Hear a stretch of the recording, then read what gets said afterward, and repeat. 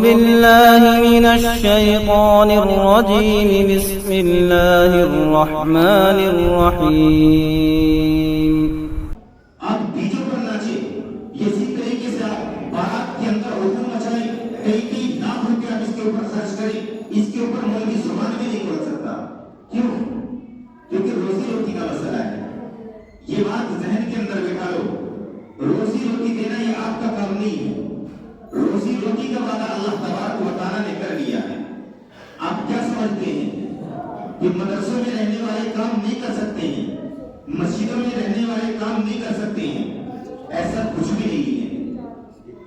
یہ آپ کی غلط فہمی ہے کہ مدرسوں میں رہنے والے کام نہیں کر سکتے ہیں. خدا کی قسم ان لوگوں کی خودداری سمجھو کہ یہ لوگ اپنے گھر بار کو چھوڑ کر، اپنی ساری ضروریات کو چھوڑ کر، اپنے والدین کو چھوڑ کر، یہ ساری چیزوں کو چھوڑ کر، بھائی بہنوں کو چھوڑ کر، جتنے آپ کے بچے گھر چھوڑ کر کے کام پر جاتے ہیں، ان سے معلوم کرو کہ باہر کی حالت کیا ہوتی ہے. جو لوگ باہر گئے ہیں کام پر، یہ کسی ضروریات سے گھر سے باہر نکلتے ہیں، یقیناً ان کو معلوم نہیں کہ گھر چھوڑنا یہ کتنا بڑا مسئلہ ہوتا ہے.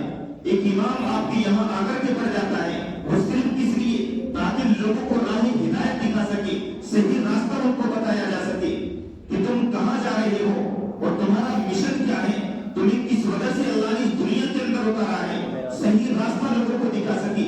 اس وجہ سے وہ آپ کی مسجدوں کے اندر، یا آپ کی خانقاہوں کے اندر، آپ کے مدرسوں کے اندر وقت دیتے ہیں. اور اگر وہ حقبات بیان کرتے ہیں تو لوگوں کے تیور دیکھو، لوگوں کی حالت دیکھو، لوگوں کے الفاظ کیا ہوتے ہیں. آپ چاہیں اپنی بیویوں کو نچائیں یا اپنی بیٹیوں کو نچائیں، کیا آپ کے اندر شرم نہیں گئی ہے؟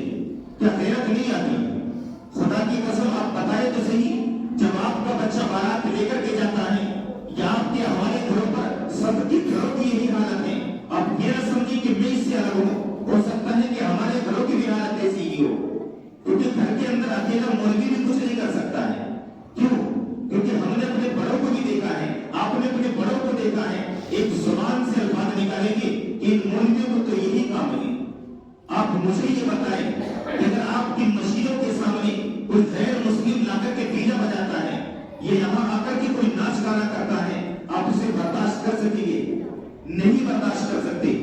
اسی طریقے سے کوئی سبزی بیچنے والا آتا ہے اور نماز کا وقت ہو جائے تو اس کا بگڑ بھی بند کروا دیا جاتا ہے. یہ ہم نے اپنی آنکھوں سے دیکھا ہے یہاں رہتے ہوئے بھی. لیکن افسوس کی بات یہ ہے، آپ مدرسوں کے سامنے کھڑے ہو کر، مسجدوں کے سامنے کھڑے ہو کر اپنی بہت بیٹیوں کو نچا رہے ہیں، اور خود بھی جن کی داڑھی بھی سفید ہو چکی ہے وہ خود ڈیجوں پہ ناچ رہے ہیں. کیا حیا نہیں آتی؟ شرم نہیں آتی؟ اور جب یہ اتنا ہی نہیں کہ ایک آدھ گھنٹہ، پورا دن اور پوری رات سارے محلے والوں کی نیند خراب کر کے رکھ دی جاتی ہے، کوئی پوچھنے تاچنے والا نہیں ہے، کوئی کچھ کہنے والا نہیں ہے. اتنا روپیہ پیسہ آپ اپنی شادیوں پر خرچ کر رہے ہیں. خدا کی قسم بتاؤ تو صحیح، آپ کو مستقبل کیسے سمجھ سکتا ہے؟ آپ اپنے مستقبل میں کبھی کامیاب نہیں ہو سکتے ہو. جو انسان شادیوں کے اوپر، مکانات کے اوپر اتنا زیادہ خرچ کرے، وہ کبھی بھی یعنی وہ فراوانی کے اندر آ ہی نہیں سکتا ہے، ہمیشہ قرضدار رہے گا. اور یہ بات حقیقت ہے، جو لوگ شادیاں کرنے والے ہیں، ایک بیٹی کی شادی کرتے ہیں، کئی مہینے تک سانس لینے کی فرصت نہیں ملتی. اور جن لوگوں نے شادیاں کی ہیں، بڑے بڑے مالدار اپنے حساب سے شادی کرتے ہیں، لیکن